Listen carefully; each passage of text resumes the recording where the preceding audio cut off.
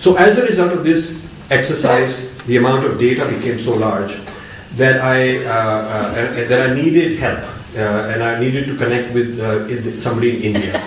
I had sporadic information on where this money arrives in India, as the US people would disclose to me, but I had no way of verifying whether it arrives and who uses it and how much disappears and what it's used for.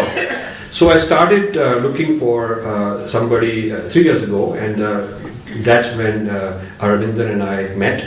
And he initially started as a research assistant, and then it was very clear that rather than going all over India randomly, we should pick Tamil Nadu and just focus the whole book on Tamil Nadu. So we have a very solid. And what we concluded is that there are certainly genuine gripes that Indian minorities have. We are not denying that. And there are certainly situations, a lot of situations where these gripes have not been properly addressed by the Indian authorities in the Indian nation state. The question is whether the right thing for them to do is to bypass the Indian system and get a maa-baap who's somewhere else. And what should be happening to a minority when it comes under the governance of a foreign nexus?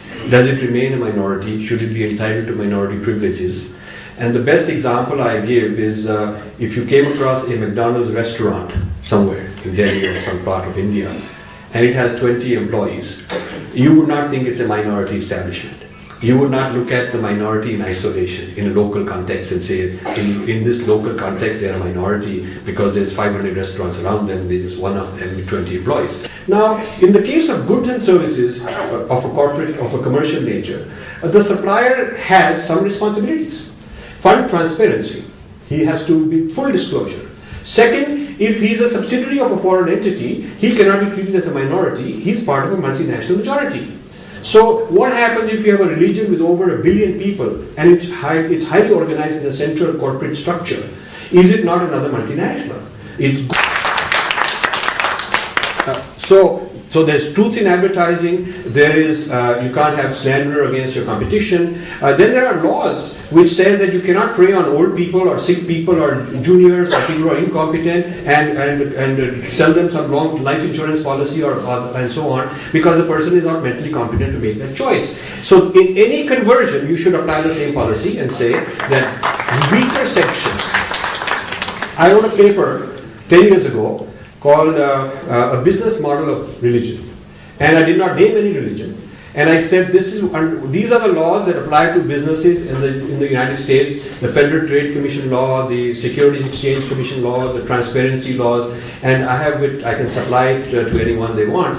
And I said if all these laws which apply to the corporate sector were also to apply to multinational religions, what are some of the things they would have to do differently? So every time I hear this argument about freedom, we are people who believe in freedom, and therefore we should be allowed this freedom, I tell them that yes, Coca-Cola also has freedom, IBM also has freedom, Microsoft also has freedom, but they have to operate in a certain structure of responsibilities, and that's not a violation of free market. That is how a free market remains healthy. So if you want the religious free market to be really a healthy market, you must enact some similar principles of responsibility to go with the freedom. I have done a comparison of China and India vis-a-vis the US pressure on human rights. Every year, US publishes a human rights report on different countries. Within 10 days, China publishes its report on the US human rights. Within 10. They have a machinery. They have a machinery. Professionals in the study of India. I guess. And people have no clue. This is how it is. People have no clue. But the China analysis annually on the state of China studies in the United States tells you there's so many thousand people, they're allocated in these topics, they study this, some are here, some are there. It's like they're really doing a mapping. They're studying them and they're studying them. They're both studying each other. Without implying there's a conspiracy against us, we can just look at the pattern that exists with respect to other countries. Certainly, the Americans are not dumb about all that. I mean, maybe they cannot implement successfully, but they're trying and they're spending tons of money in all these other countries where there's trouble to make sure that they got a relationship with this tribe and this leader and that. Now in Egypt, whatever is going on, the US is involved. It has both factions. It is not speaking with one mind. There is the pro-Mubarak and the anti-Mubarak. Both are part of the US, and it may go one way or it may go the other way.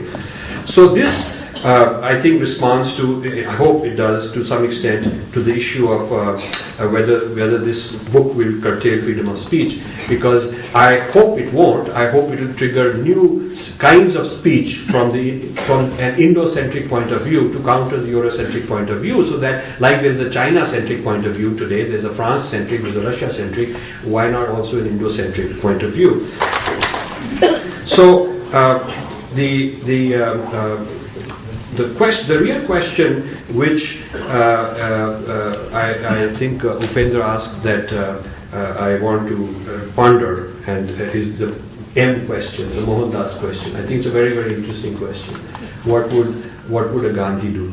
And here I'll just put in a plug for my next book. This book is a description of a problem. I'm not claiming that in this book I'm solving the problem. But I've been working in parallel several volumes. And the next one, which is almost ready, it's with an editor who says it still needs some more work, is in fact on the very concept of nation, as I see it, which does not fall into either side, into either extreme. It's neither the homogeneous religious right back to some ancient imagined golden era, which is not achievable or realistic.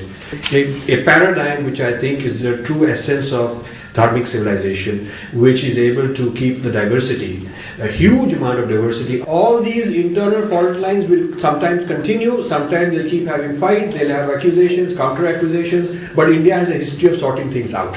We are not saying that all the problems are created by outsiders, and we are not saying that if the insiders, one is right, the other is wrong. We just don't want meddling.